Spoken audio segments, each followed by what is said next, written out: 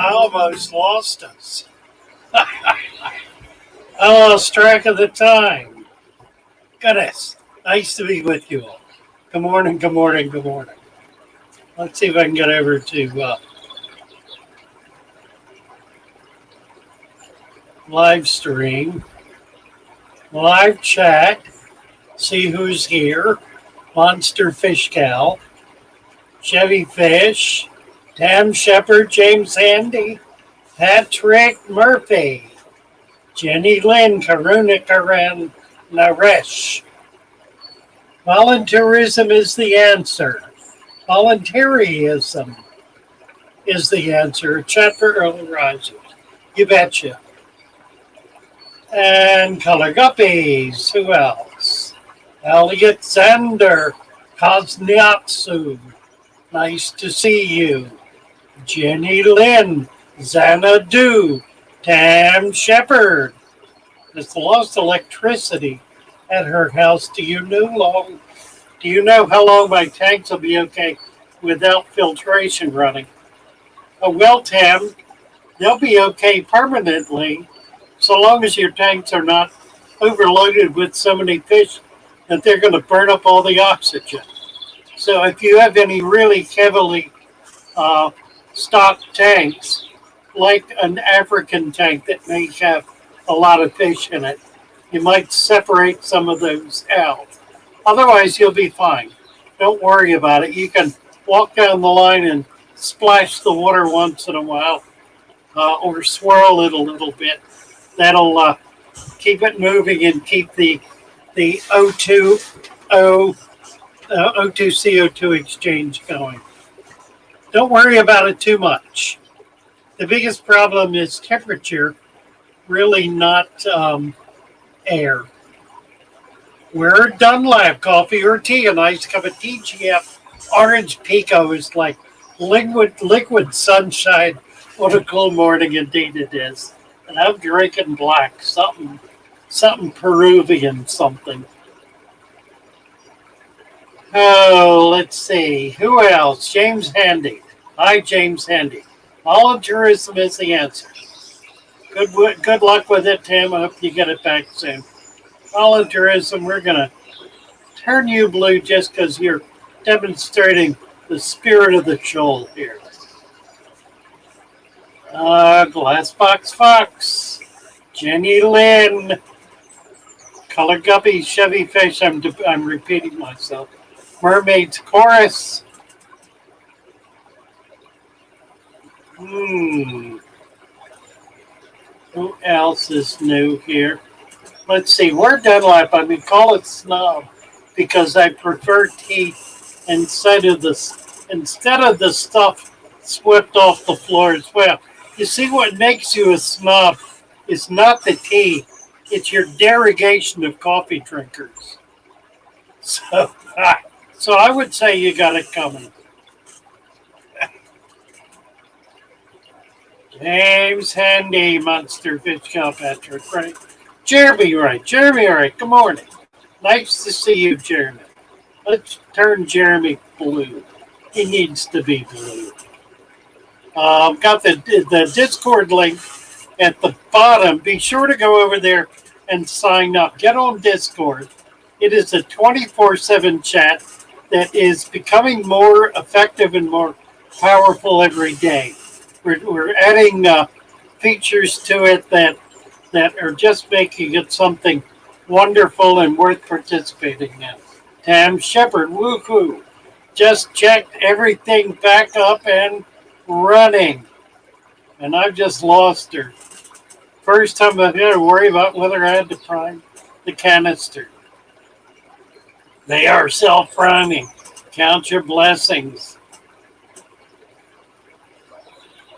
Yeah, where's CNN, NBC, MSNBC, and TYT? Why aren't they covering this fish talk? Well, we all know that they have no contact with the real world. They're locked in their little ivory towers and speak only to themselves and each other. So it's very obvious why they're not in touch with reality. Now, are they? I didn't brush my hair out. Look at that. What a mess. Boy, I'll tell you, the time just flew by. I got up at 7:30, fiddled around here a little bit, and when I looked at the clock, it was 9:31. And I'm usually chomping at the bit, waiting to get on, and I was late. My apologies. I really lost track. I think my clock might be wrong or something. I don't know. I couldn't have passed 2 hours that quickly. I'm going to need to go brush my hair. I don't have a hairbrush here. Oh, good shoulders with my coffee. Let me get my coffee. Sitting here in the microwave. And I've got a little cream in it.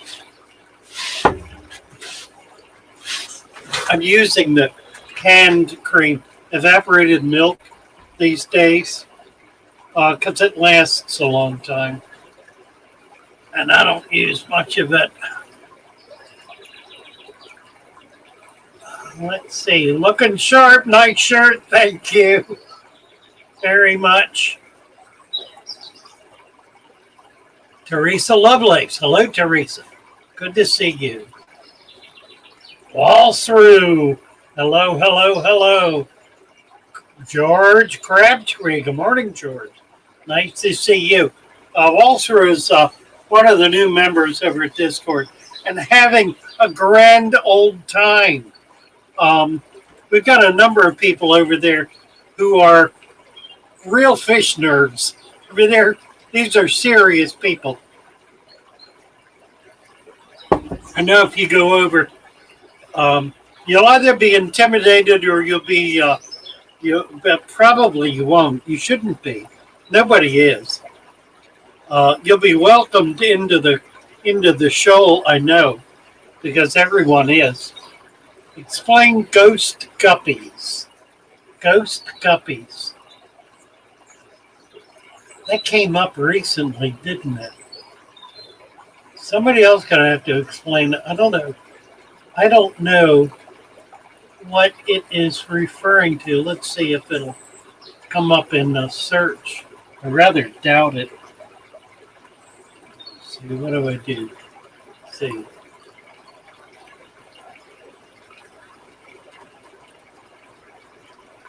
Ghost guppies.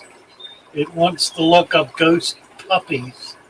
Can ghost shrimp live with guppies?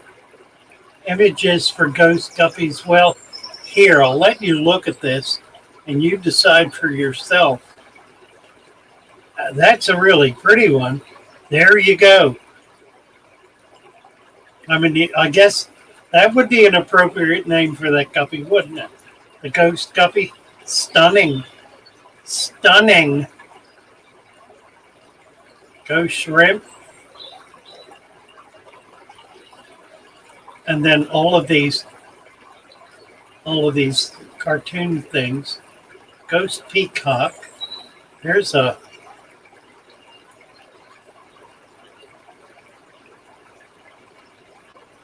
I don't know. Don't know. Go shrimp eating dead guppy. There you go. There's that. I, well, do you know more now than you did before? Let's see. Let me get back over here. Explain Ghost Guppy. Somebody else going to have to do that. I have no idea what it's referring to. James Handy. Vanoksky. Hello, Vanoksky. Fishing Tactics just did that. Did what? Ha ha. Whatever. Pretty sure my first fish tank had lots of ghosts, Jason says. Yeah, we know about that, don't we? You betcha. Oh, this is curious. Whoops. Went from 47 watching and 19 thumbs up. 48 watching, 19 thumbs up. We need the school bell. Ringing the school bell. Everyone come to class, sign in. Sign in class. When you come in, sign in at the door. Click on the thumbs up or the thumbs down if you don't want to be here. You can click on the thumbs down if you don't want to be here. I see there's one among us who doesn't want to be here. Click in anyway. Come in the door and sign up. Take a seat. Click on and comment away. You don't need to raise your hand, just type it in, and we'll try to catch you. Mermaids, clowns, who else? One Wanderer. Hello, One Wanderer. Is voluntarism says, oh, my first time turning blue. Wonderful. We like to make everybody happy here. Greg's Planted Tanks. Good morning, good morning. Nice to see you. Derek Thompson. Hello, Derek. Who else is new here? Ruby's Rescue. Good morning, Ruby's Rescue. Delighted to have you with us. Walter is saying Father Fish is wired this morning. I think I got enough sleep, and I'm late getting started. So I am spinning like a top. I got an interesting couple of things happened yesterday. I found myself talking with people who I have not talked with for many years, some of whom are family members. I got a call from one of my cousins whose husband died last winter, and they want to do a dedication service and want me to officiate. Now, this is in Maryland. So I was thinking about going up, and this kind of made my decision for me because I just have to say yes to that kind of request. So I'm going to be going up. I got online and I bought tickets, airline ticket, and registered to get a car when I get there. So I'll be going for a week. I'm going to buy a tablet and see if I can live stream from the tablet during that week. I should be able to. I'm not going to try to take my computer with me. I got a laptop that's sort of busted up. I think I'll try the tablet and see how that works. Anyway, we'll be on. I'm going to be flying up on Sunday and flying back the following Sunday. So probably won't do much that day. But every other day of the week, I ought to be able to be online. Another thing I'm going up for on Monday is the dedication of a butterfly garden at the Katakana Mountain Zoological Park in memory of their daughter who passed this past summer. Delightful woman who I knew well, had planned to go up and work with her. She was involved in a lot of communications systems, had a communications business. We were going to produce videos, and COVID got in the way, so I couldn't get up there and spend time with her, and then she passed. So her father was utterly brokenhearted. She was his right arm at the zoo. and he has suffered immeasurably from this. So this is one way they're trying to do something in memory of her that will last forever at the zoo. It'll be a 1 acre butterfly garden, so it's going to be a substantial installation, and I'll be there. I'll be there for that, and we'll have a chance to visit family, see my granddaughter. I called my daughter, and she's got a room ready and available for me while I'm up there, so that'll be very nice. So anyway, that's the 23rd to the 30th. So that's 2 weeks away, 3 weeks away. I will make an effort to stream that week. We'll see how it goes. It may be a little up and down, but it'll be interesting in any case. Let's see.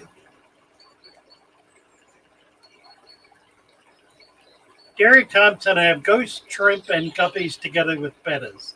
I would love a ghost guppy. It's a line some people are working on. Yeah, that white one looks like, I would certainly call that a ghost guppy. That's a stunning guppy. The half blacks are one of my favorite guppies. When I was in college, in graduate school actually, in Boston, I got a line of half black reds with iridescent dorsal, and I raised them and was able to sell them. I think I got $1 a pair for them, which they still go for today. That was, Lord knows, 50 years ago. 50 years ago, and that fish, more than 50 years ago. And that fish is still selling today for what it was selling for then. Gives you an idea of what the hobby is really like.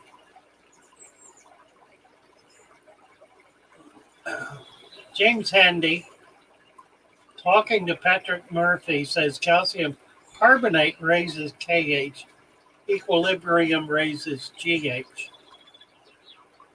Yeah, the carbonates are the key to KH.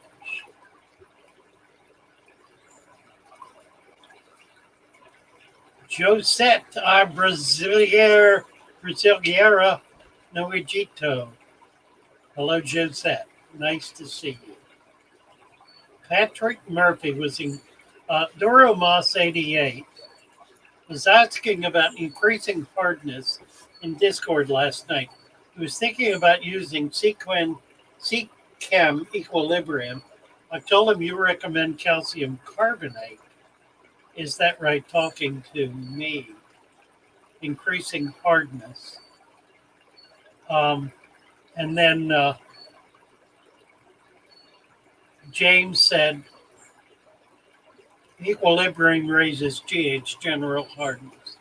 It does not raise the KH, which stabilizes pH.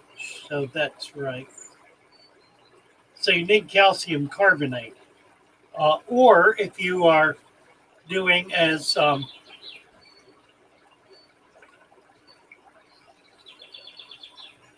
Grant was talking about yesterday with his Caridina, you want no carbonates. So you would not add carbonates to that. And he adds a product like equilibrium, which increases the hardness without increasing the carbonate level. And so he's able to hold his pH down. Volunteerism is the answer. So talking to Emily, says me 3 Emily. I don't even know my own login in for info. It's a good thing to have in-house tech support. I'll have my children set mine up. There you go with that. That's true. Smash the like button. The anti-NWO fish says, thank you, anti-NWO fish. Good to have you with us. 57 watching, 19 thumbs up. We are way behind on the thumbs up. All right, somebody is in here who didn't sign up. We need to sign up. Click on the thumbs up or the thumbs down. There's one among us who doesn't want to be here, but we're happy to have you anyway. Click on the thumbs up and get them up there. We are 19, 20, 38, 38, 38 short, 38 a viewer. This can't be right. Let me reboot. I think it's just not rebooted. Can't be right. Let's see what it comes up to if I reboot.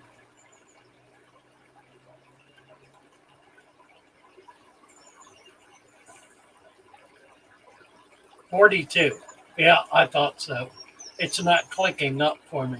We got 42, 59 watching, so 18 shy.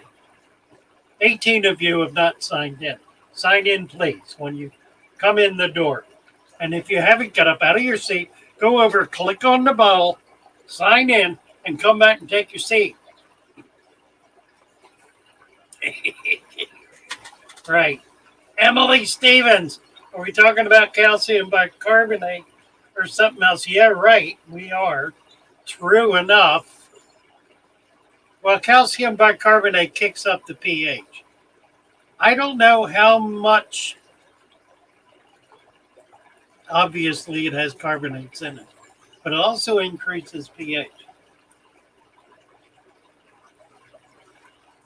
Monster Fish Gal, hello, hello. Let's see now. We have a new link or a new channel over on Discord, and I'm going to go look at that. We can look at it together. Let's see, can we do that? Yes, we can.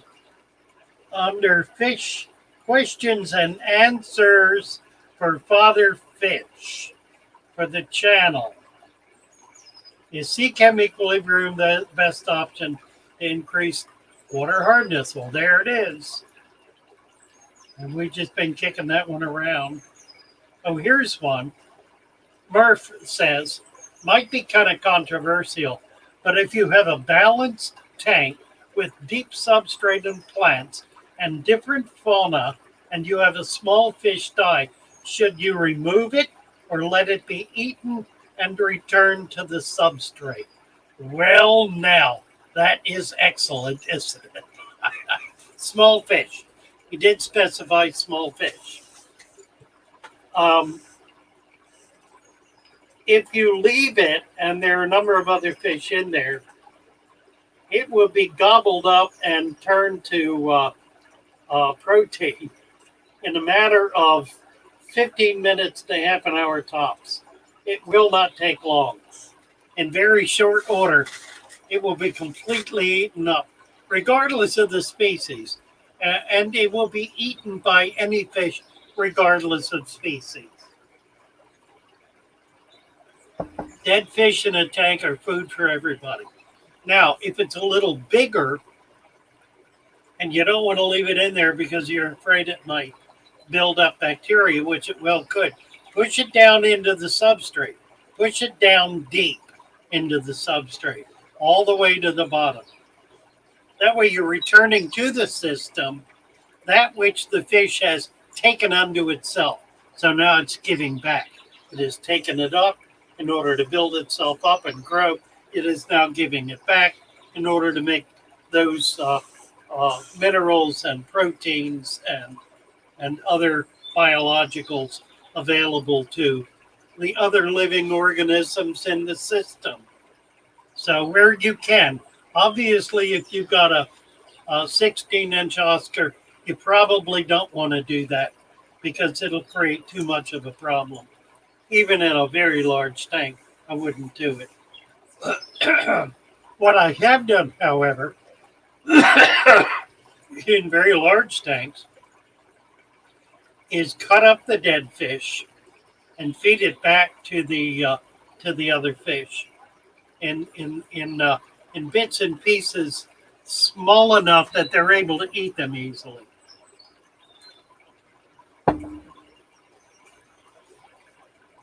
Oh, back over to the chat.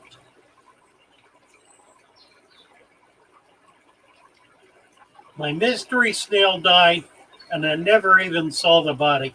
Oh, it's true. Anything that dies is instant food. Instant. It's gone. It's gone as quickly as it dies. As soon as it begins to deteriorate a little bit, it becomes softer and it just gets clommed on by everybody. What did the fish say when everyone left his party? Nice. Thanks for coming. Nice. Jason C. funeral. Yes, I'm going up for a funeral. Sure enough. Oh, you want to have a funeral? Well, that too.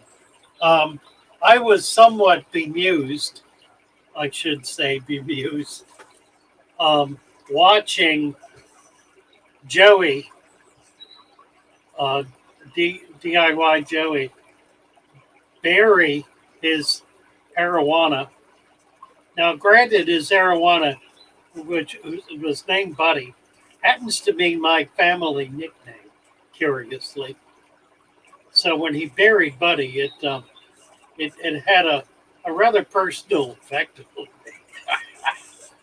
In any case, he dug a very deep hole. It was like 2 foot deep, easily 2 foot deep, and wrapped the Buddy in a towel, I believe, and laid him to rest in that hole and then filled it up, grieving all the while. So never let it be said that Joey doesn't love his fish. We know he loves his fish. If my fish are eating it, I leave it. If they're not, I pull it. Not a bad rule. If you have it in a deep substrate, you could also bury it. Just push it down in there. A la Joey. Now, his tank doesn't have deep substrate, so he couldn't very well bury his arowana in his tank, now could he? Thinking about that. I hope he's gotten another one by now. They are glorious fish, but it is critical. He was pretty good size, probably 2 foot. Did I mention, I don't know if I did or not, 2 nights ago, I was out fishing on the dock and I caught a 5-pound bass. Never caught a 5-pound bass in my life. Honest to God, it was 2 foot long. Caught it on a worm, just dropped the worm in the water right off the dock. Wasn't 5 feet from the dock. Bang! It just started carrying that line away. I set the hook. Fortunately, I had a big net, so I was able to grab the net and pull him up.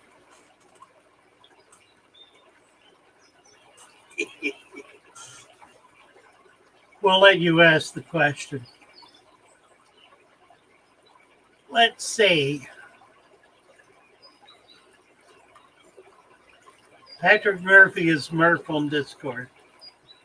Ah, very good. Aquaballs. Good morning, Father Fish. The pygmy sunfish have a bunch of fry growing. Wonderful. What are you feeding the fry, Aquaballs? I've got microworm culture here. That's my plan to feed the pygmy sunfish. These pygmy sunfish are virtually microscopic. Very, very, very tiny little fish. Freaky Fish Lady puts the big fish in her garden. Stream starts at 9:30. Yeah, time is flying today. It's 10 o'clock already. Patrick Murphy.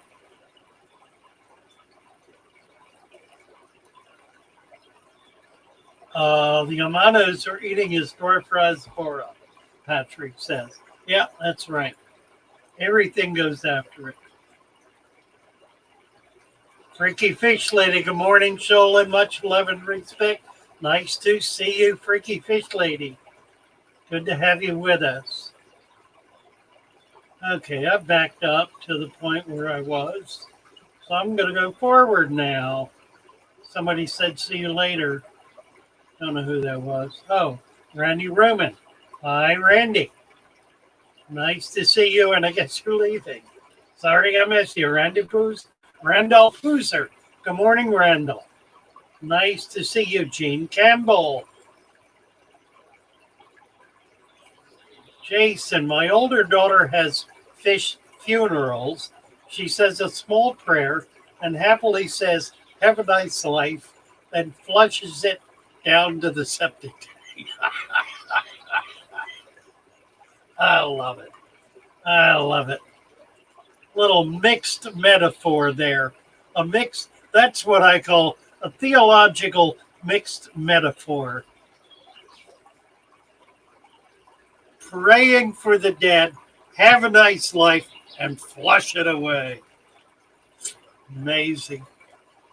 Delightful. T-Bone. Hello, T-Bone. Happy to see you, John Sua. Hi, John Sua. Happy to have you here. Good to see you guys. So, aqua balls. That's really neat with a pygmy sunfish.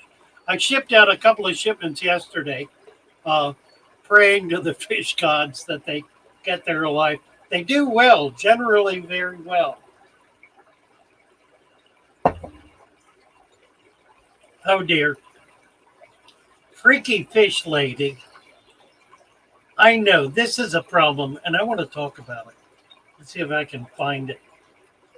My best friend's kids have been lied to. They believe that the toilets lead to an ocean funeral. Well, if you watched Nemo, the movie, that's exactly what they said in the movie. They showed a fish being flushed down a toilet and coming out into the ocean.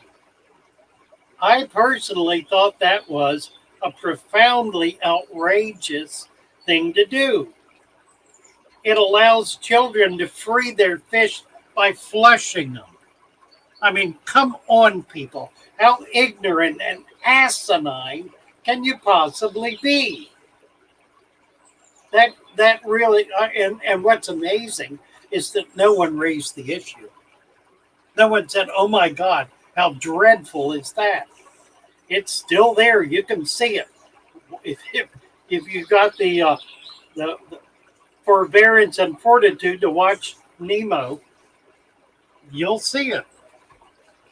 Flushing down the toilet. I'm free. I'm free. Please.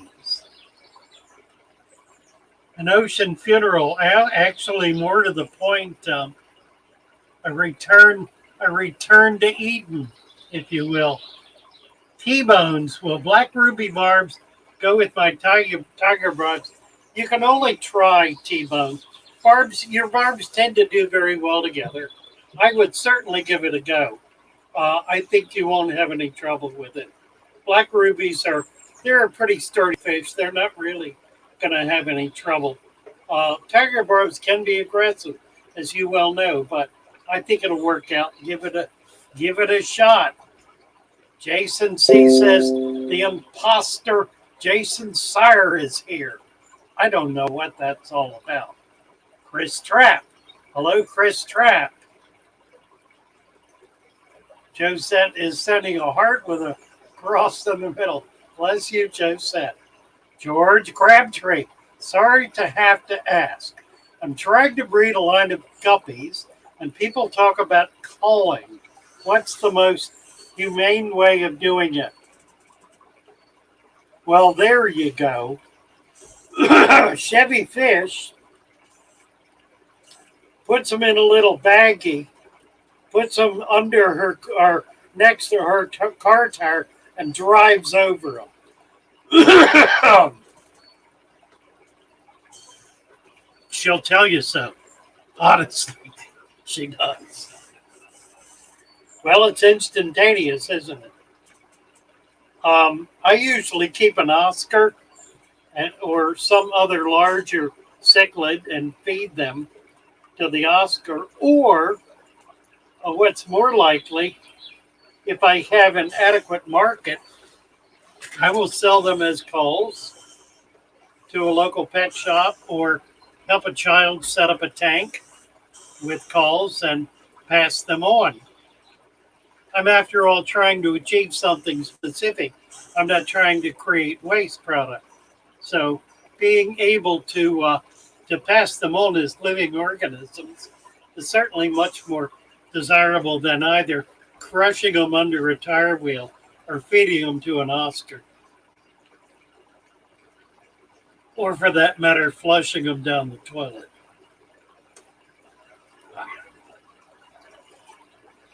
So I leave it to you and your kind sensitivities. George Crabtree, nice question. Jordan Fish Tanks asks, Father Fish, what do you think about topping off a tank with rainwater? Is there a better way to get salt water for top offs? Couple of things about rainwater. Number one, check the pH. Rainwater tends to, in most municipal areas, tends to be acidic, tends to have a pH of 6.0 to 6.5. Consider that when you put it in. It's not necessarily a bad thing. Just consider it. The other issue is if you're collecting rainwater from a roof, you want to make sure that that there is not waste material from the roof getting into the rainwater.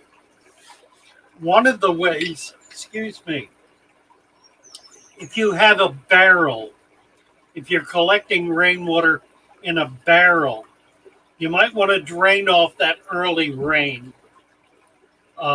because the sun has been baking that roof and releasing material from the paint or tar or whatever else it is you have on your roof, shingles, whatever. And that's getting washed into the rain barrel by the first early rains. So as that early water, the first rains, come into the barrel, just dump it out and start over again. That way you're not getting any of that waste material, whatever it is. And it may be nothing. It may be of no consequence whatsoever, but it's frankly not worth the risk. If you're in a rainy season, get rid of the early rain, the first rains, and then go for it from there. Is it a good idea? Yes, absolutely. Rainwater is mineral free, except for whatever it's picking up on your roof. Is mineral free, and it's a good top off for your tanks because it does not increase mineralization. So yes, I would use rainwater. I've not started collecting it here. I don't have downspouts where I'm living, so it's a little trickier to do it. I do have plenty of barrels and tubs sitting outside, but we're not in the rainy season yet, so not much is happening yet. Waiting for it to start. Should be soon.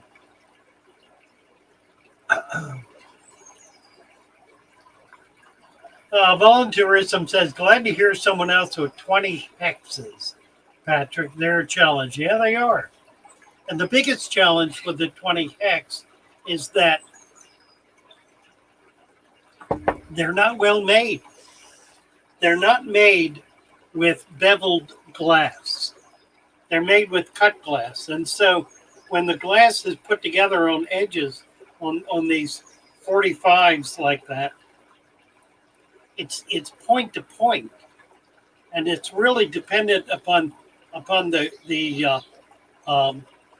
sealant on the inside being thick enough and sticking tightly enough to be able to hold that together, because there's no sealant between the glass where it's touching. In a normal tank, you have sealant between the glass, and that's really what's holding it together. So it's much more stable. You can actually cut the visible sealant, the loose sealant, and it'll still hold. But with these with these 45-degree seals, if they were to bevel the glass at a 45-degree angle, then it would be sitting flat. And that, I don't know if you can see what I'm doing here. Then it would be sitting flat like that. It's not sitting flat like that. It's sitting point to point like that. And so it has no integrity other than the integrity that the silicone provides by holding them together. And of course, the frame, top and bottom, holding it together. So that's the biggest problem with them. Once they hit 5 to 10 years old, they start giving and they leak. And you have to go through and completely reseal them. That's the biggest problem I found with the hex Hairy fish in the substrate. Randall just joined in. Bravo. Chris Trapp saw a video yesterday of a gardener using fish fertilizer in the garden, a la the Plains Indians, the gardeners. Yes, indeed. The Algonquins. My ancestors learned that trick from the earlier natives when they came to this land in the 1600s and began farming. And the earlier natives taught them to put the fish, which were so plentiful that they were treated as fertilizer. There were stories that you could walk across the Chesapeake Bay on the backs of fish. I'm sure not literally true, but it probably seems so. Enjoying the Discord chat, Jeremy Ray. It is wonderful. Anyone who has not experienced it yet, please do so. It's an absolute joy, and you will be delighted you came over there. The link's at the bottom. If you have trouble going over, ask, and you'll get some help. You can ask here, ask on a stream, and you'll get some help getting over there. Generally, you do not want to load Discord until you have an invite. That seems to work better. Good morning. Who said that, Father Fish? I got to go back. I hate this stupid system YouTube has. Patrick Murphy. I'm free. Food for rent. Yeah, right. Lord. Fish go to porcelain heaven. Having bigger fish is the most humane call, by my reckoning. Clove oil thing is horrifying. I got to agree. Another thing that's equally horrifying is using like formalin or even putting them in a low pH.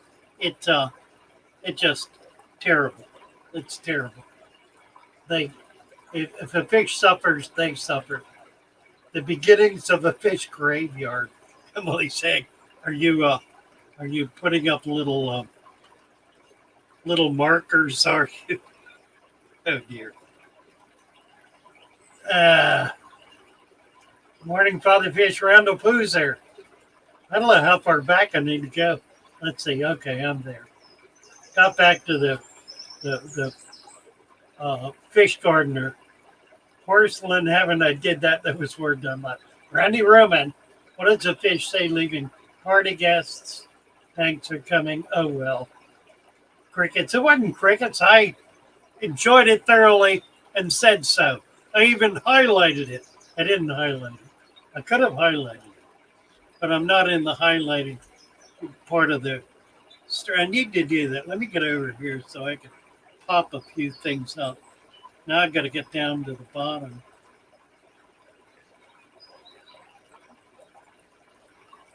Oh, I'm at the bottom. That's curious. How did I get there? Let's see. All right. Emily says, I think I need to learn more about these pygmy sunfish. Let's see if I can spot one. We might be able to look at one. Let's see. I do see one. That's not. Those are. Those are.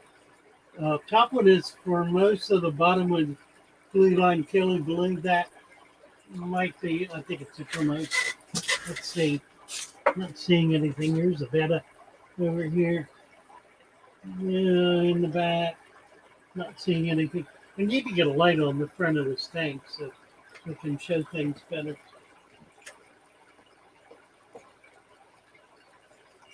No, don't see anybody. Those are Formosa and blue line killies. Those are all Formosa. Betta.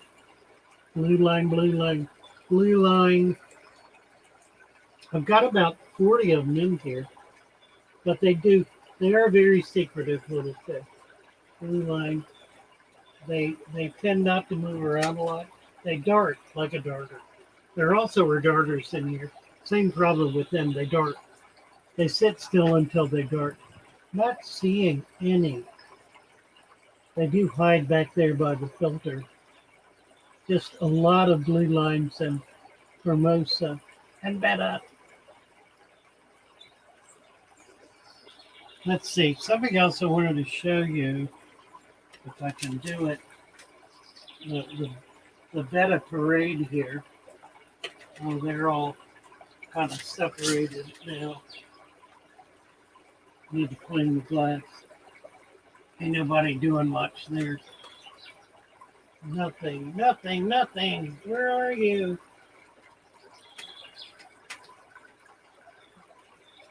See if I can get them to jump. There might be. Oh, there.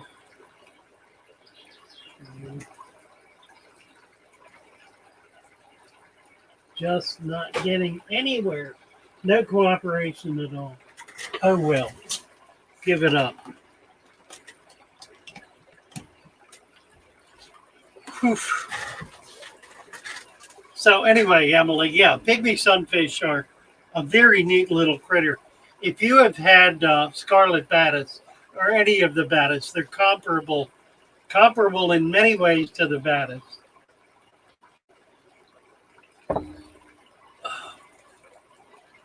Oh, aqua balls, the ones I sent him.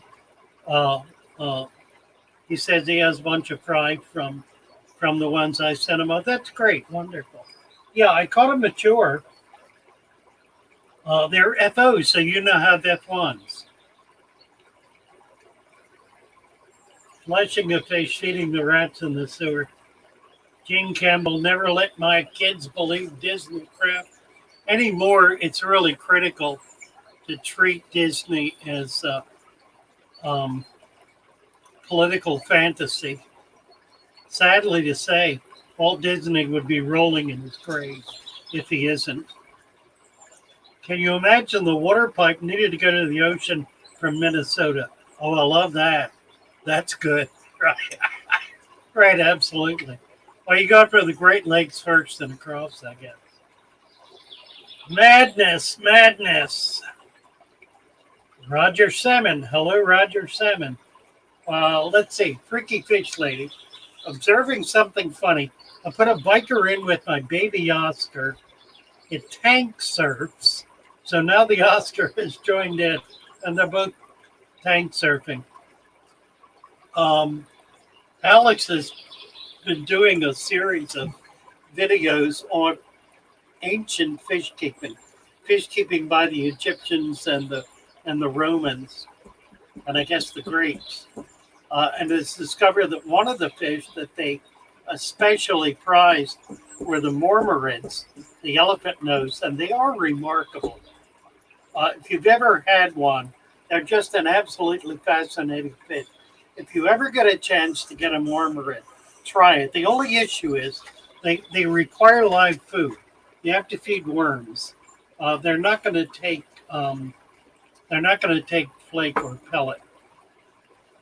But they are utterly remarkable, fascinating animal. Easy to keep, not at all aggressive. They get fairly big, though.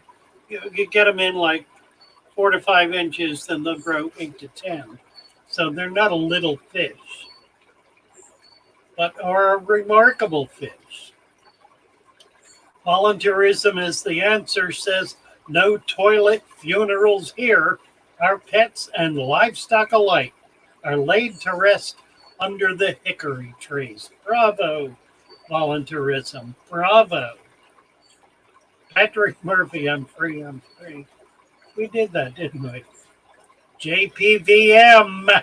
Hello, David Arms. Good morning, David.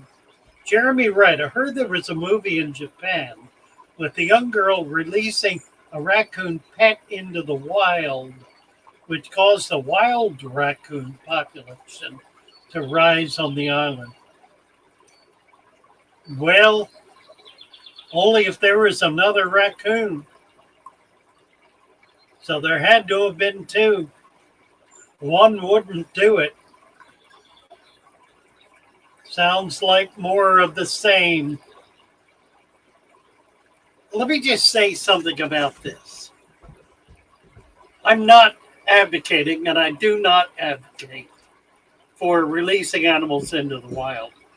I've never advocated for that. I've perhaps made off the wall comments on occasion to that effect, but never seriously and never with an intent to do so. Indeed, while I had my shop, I made it a point to take any fish that anyone did not want, specifically to preclude that fish from being released into the wild. Having said that, the notion that releasing a single fish into the wild can create a population explosion is utter nonsense. Utter nonsense.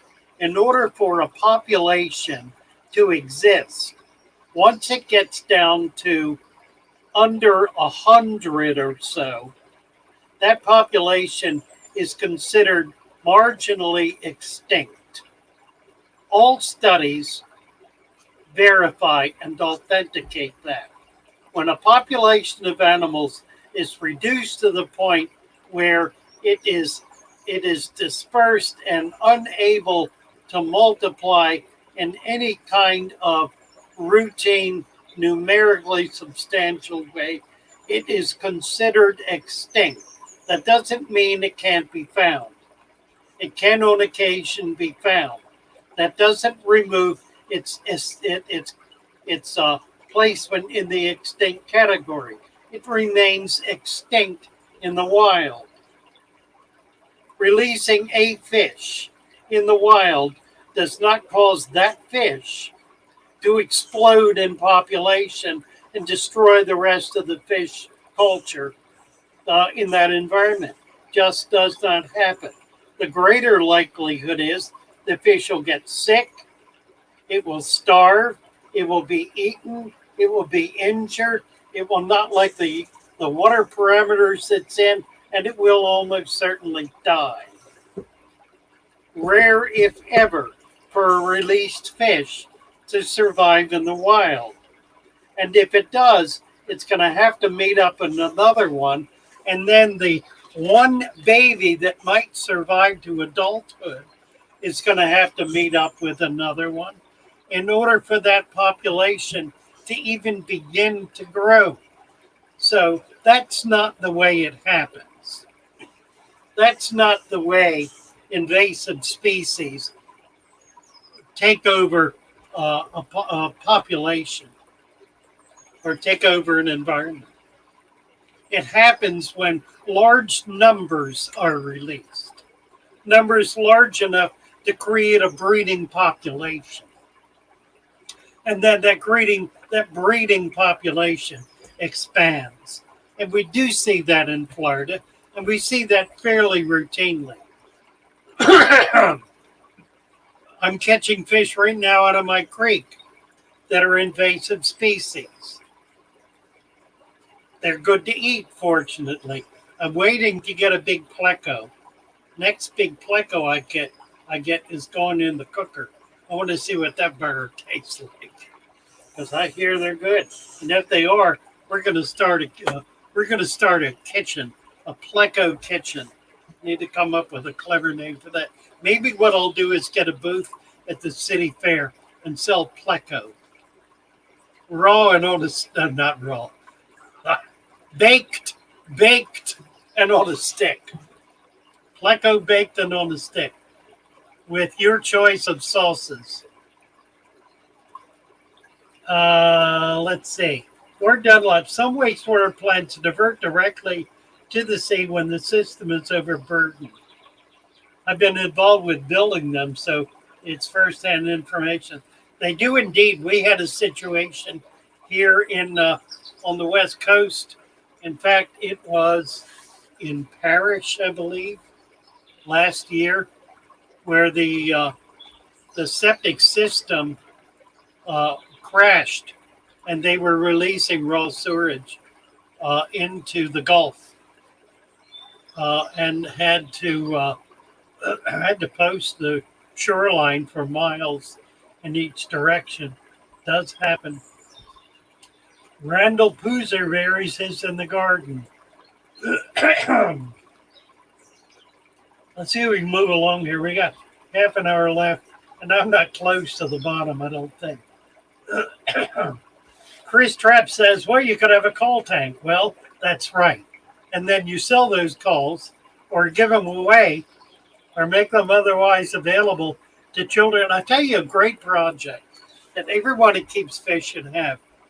Collect as you see them little tanks, 5-gallon, 10-gallon, even 20-gallon tanks, and put them aside somewhere.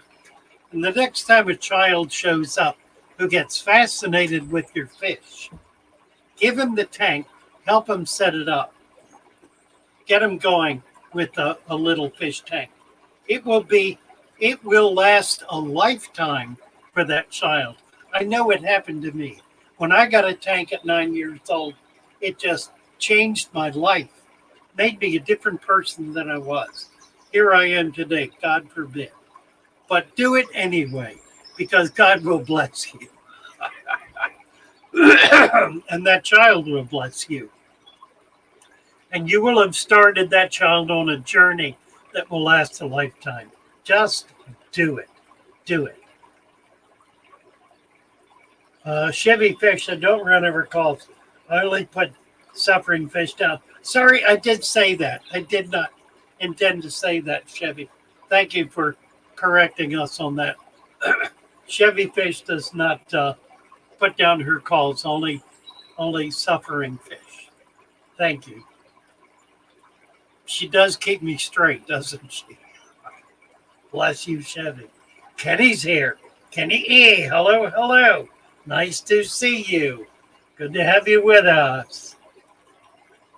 Let's see. Let me get down. Just had a video of the fry aqua balls. You can see how big they are on Facebook. Take a look. Wow. They grew pretty quickly. Very neat. Thank you, aqua balls. Chris Trapp. Rather be eaten by an Oscar than run over. I do not kill healthy fish, Chevy Fish says. I know. I'm sorry. I didn't mean it. I was being stupid. Please forgive me. She'll forgive me. She's very forgiving. Thank God. Stephen Cooper. Good morning. Hello, Stephen. Need a predator tank for my guppy calls. Well, there is that. The first fish we tried for our daughter were feeders. Oh, that's okay. Jane Campbell, Chevy Fish, I figured he was pulling her leg. Wasn't pulling her leg, it was being dumb.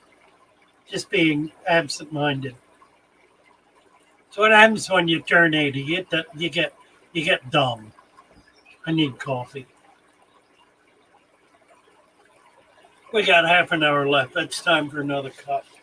2 minutes to heat. Oh, dear. I just saw a cottage eaten with a log laying over it. Can't have that. I'm going to pull it out and repot it. I think I will. All right. Coffee.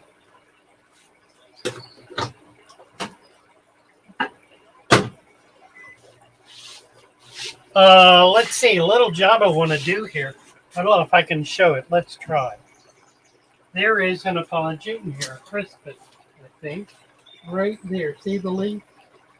What we're going to do is, I've been moving these out of here. I was looking for him yesterday. There he is. Isn't that gorgeous? And he is going to go, where I have some junk here.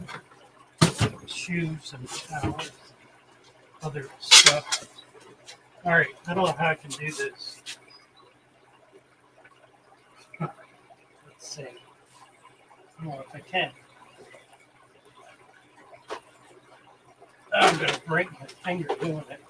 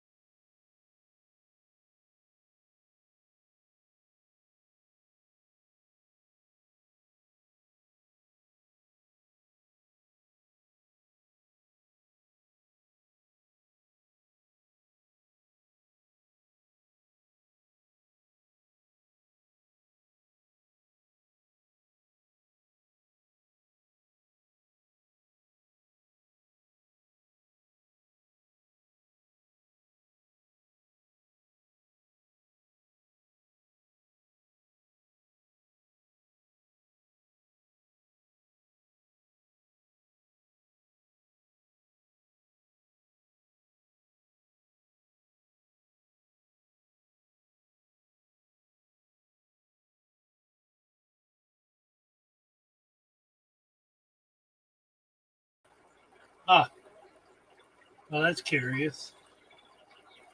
We're back. Ah, like we never left.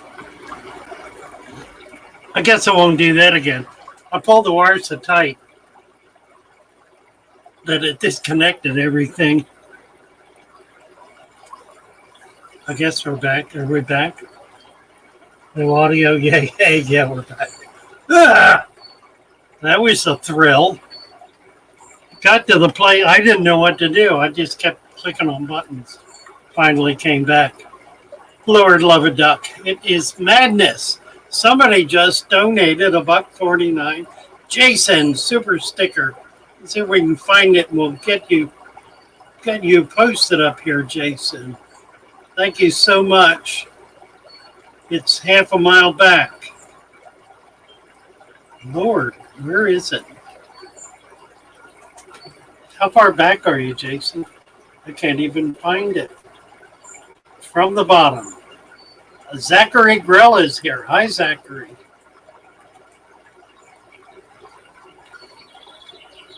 Maple Street. Hello, Maple Street. Broke it good this time. I did. I broke it good. I got it fixed, though. And I can't find Jason. There went the camera. Well, there he is. There went the camera. Submerged. Yeah, probably. That's about right. James Handy. Somewhere around 8 years old, I got my first tank. 10-gallon setup with a trio. Why am I? Oh, okay. Never mind. Trio of fancy guppies. MT set in real quick because I had to save all the babies. Learn more about fish than schoolwork. You betcha, James. You betcha. I kept one of the earliest things I kept was Pygmy seahorses. That was an absolute joy. How do y'all get closer with nature, Zachary Zealous says. Now that's a wide open question, isn't it? I'll tell you what, Zachary, you need to go over to Discord and ask that, because there will be an opportunity there for people to share that in depth with pictures, graphics, and the like. That's a great question to ask the Discord chatters. The new biomes created by invasive species will be as nice as this one at T-Bone, where Dunlap says. Mercy, mercy.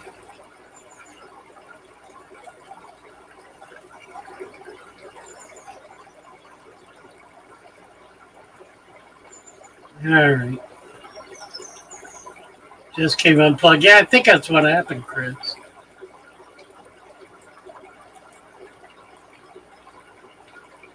T-Bone says, it amazes me you guys are allowed to keep bears and tigers and lions. The list that just goes on blows my mind and makes me envy. Yep, exactly. Exactly. Well, you know, the reality is, if you're able to care for an animal appropriately, there are very few that are inappropriate to be able to keep. I mean, we have now a very broad swath of animals that may not be kept in captivity for better or worse reasons. But the bottom line is, if you are skilled at husbandry with that animal, you can get permission. You can get certification, exceptions, or licensure to be able to keep them. Teespring merch. Voluntarism is the answer, says my ex had a theory we called the 100th Emu Theory, which is essentially no matter how much irrational rage you have, in his legal defense, after about 100 emus, you're tapped out and running on him. 100 emus. Somewhere around, I don't know, I have the foggiest notion what that means, but it is interesting. James Handy, We talked about his first tank at 8. Patrick is taking his dog to the groom. This is Murph. If you're over on Discord, this is Murph taking his dog to the groomers. And the heads of 200 emus. Oh, there it is. Bashed in the heads of 200 emus.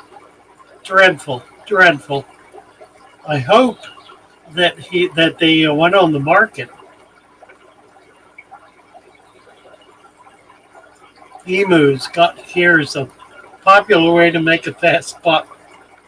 People abandon them. Well, they're a nasty bird.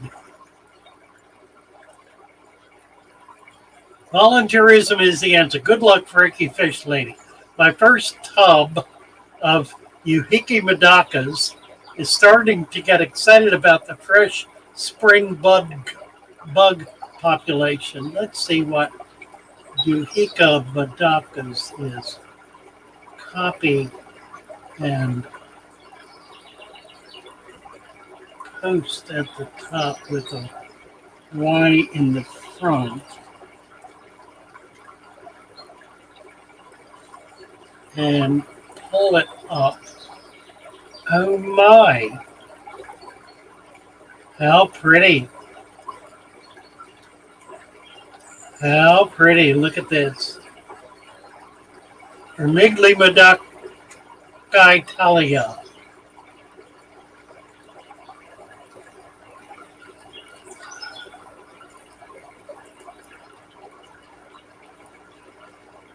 Very nice.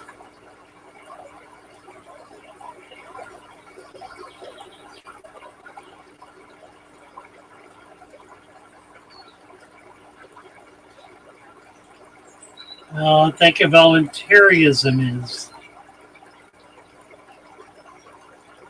Freaky Fish Lady started her first tub yesterday with 10 24-karat white clouds. That'll be exciting. Got guineas and turkeys and the dollar G-Lap. Emus are a little out of the ordinary.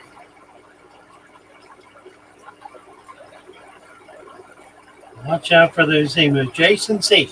Deep fried chocolate covered bacon wrapped pleco in a stick. Sounds like something you'd find at the Minnesota State Fair. Fun fact, most unusual fair foods originate here. We're going to do it. We're going to do it. We're going to get a farmer to pull out about 500 plecos. I have a friend who has a food truck, and we're going to set it up. And we're going to bake pleco and figure out a way to serve them at the state fair next year. Got to work the details of this out. I don't think we'll make our fortune, but we should make the news. Pleco on a stick. Herds of guinea fowl are not uncommon in the South, so got to catch them all glowfish pond release. Oh dear. Tons of released goldfish and turtles in our waterways. Yeah, I'm sure there are. And it's not one person doing it, of course. It's hundreds. And that's what makes it happen. I got to get my coffee. It's sitting over here. We got 15 minutes. Just enough time to drink it.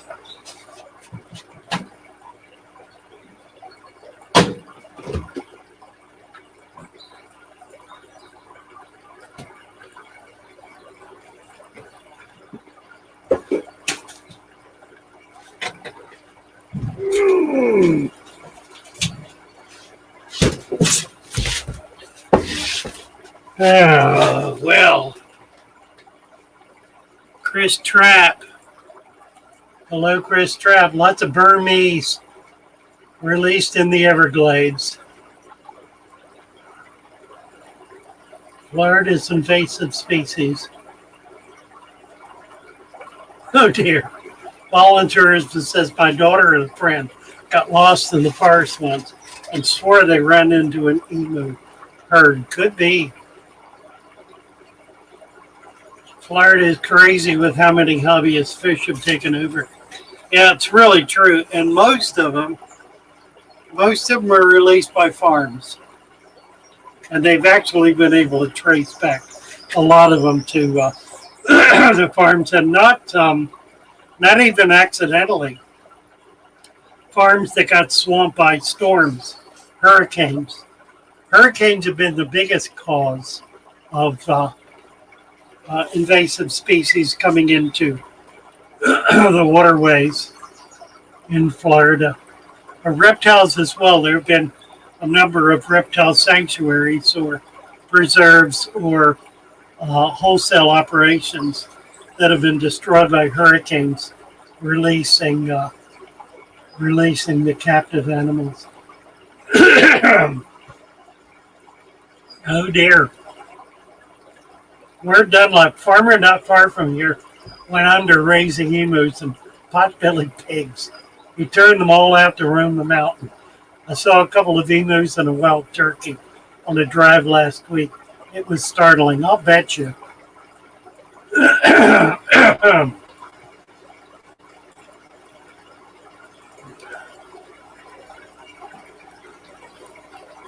Patrick Murphy talking about the plecos getting free from fish farms during hurricanes. It's actually worse than that. The plecos that are wild in Florida were released deliberately by a small group of farmers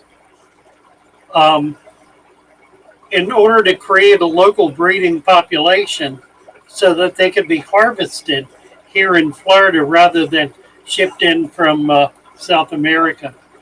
There were hundreds of thousands of them released deliberately all over Southwest Florida in order to create breeding populations. It was enormously successful. That occurred back in the 50s. That was like 60 to 70 years ago when that happened. That's how that happened. And there were a number of different species, and they've all now interbred. So that when they did genetic research recently on them, they found it was not one species. It was 5 or 6 different species that have interbred. So it's not even a specific species of fish.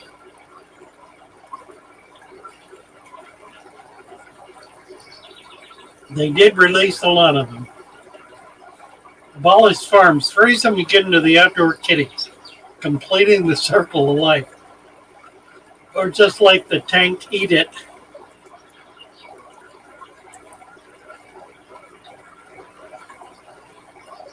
Yeah, I was referring to Alex from the Secret History.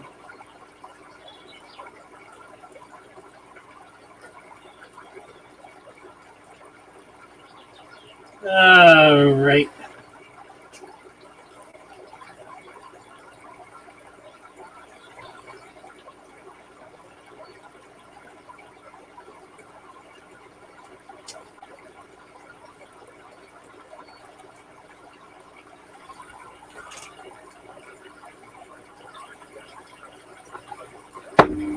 Ohio Fish Rescue. It's the only people I've seen with marmorets. They're available continuously. If your local fish store does not have them, ask them to order them. They're on the list. They come in routinely. They're not hard to get, and they're not particularly expensive.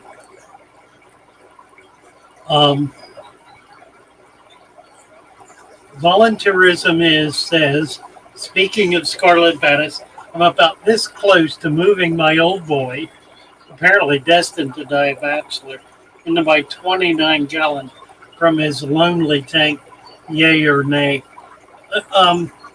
That's a funny fish. The males establish a territory, which usually is in a corner, and they'll just hover in that corner. They're much like the Pygmy sunfish in that respect. They're very territorial. They get into a nest area and they just stay there waiting for females. You might try finding some females and introducing them. They spawn pretty easily. T-Bone says, Roundel I have a tiger barb tank with green barbs, golden barbs, and tiger barbs. Not that aggressive if they're in good numbers.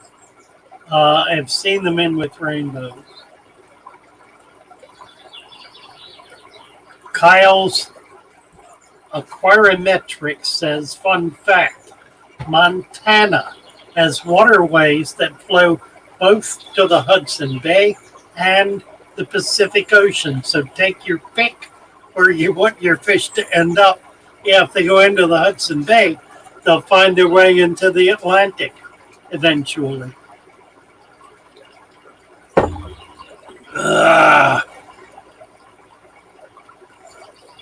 Jason, could not find your super chat. Sorry, thank you for the super chat.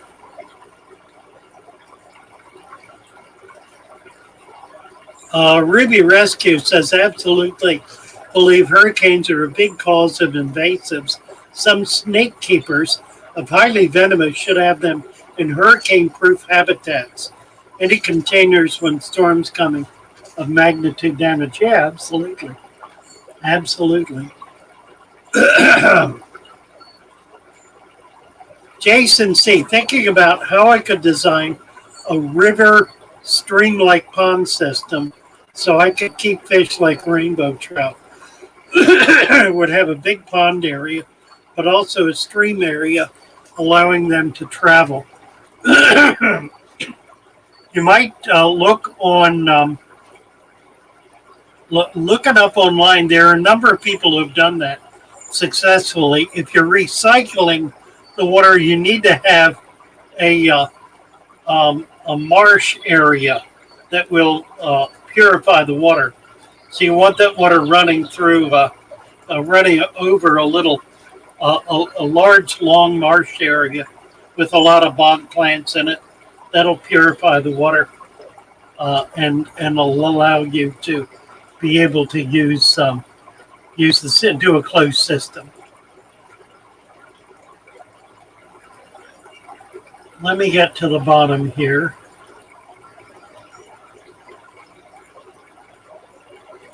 Detroit is here. Hello, hello. T-Bone's going to bed. Good night, T-Bone. Delighted to have you with us.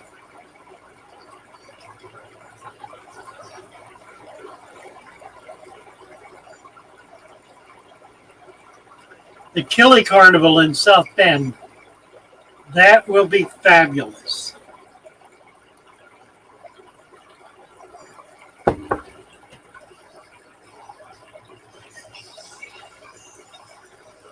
Chevy fish said fryer fed a couple of times a day, depending on the species. Adults one time or 2 times a day, depending on the fish. They get a skip day too. Maple Street is going to be hanging out with Lucas this Saturday at the Killy Carnival in South Bend. It's a killifish event. That will be wonderful. I trust there will be live streams from there. That'll be really exciting. Have fun, you guys. Wish I could be there. That'll be a great event.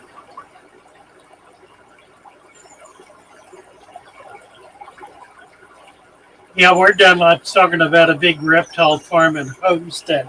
That's happened more than once. Chevy fish. Our other neighbors had elk and bison until some workers accidentally knocked down the fence and they escaped. The highway had to be shut down. The owner shot all of them to prevent fatal accidents. How sad. How sad.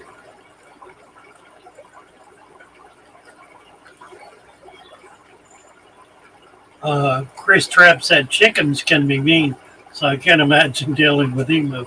Yeah, right, there is that. Chickens can be mean. Chris Trapp, I did not need a permit to own a turtle.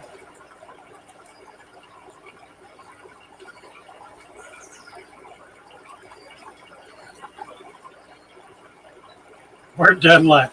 My cousin was an emu rancher and clueless.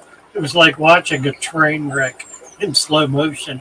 understand exactly what you mean by that. Oh my word. T-Bone says we need a license to keep reptiles. A bearded dragon, they need a permit to keep a bearded dragon. I don't know that the bearded dragon, which is native to Australia, would be a problem if it escaped. Curious. Chevy Fish has posted a link to the Killifish Carnival in Indiana. Click on that if you can get in there. It'll be a great, great event.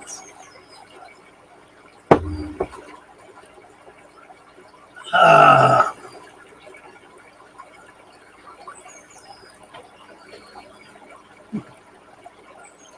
Jason, I see. I see.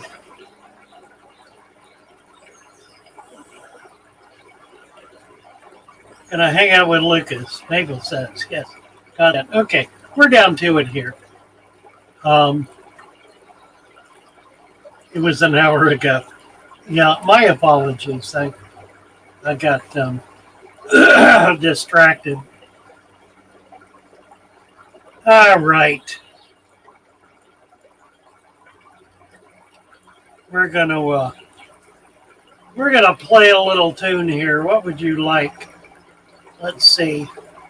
I guess we ought to just keep doing what we've been doing.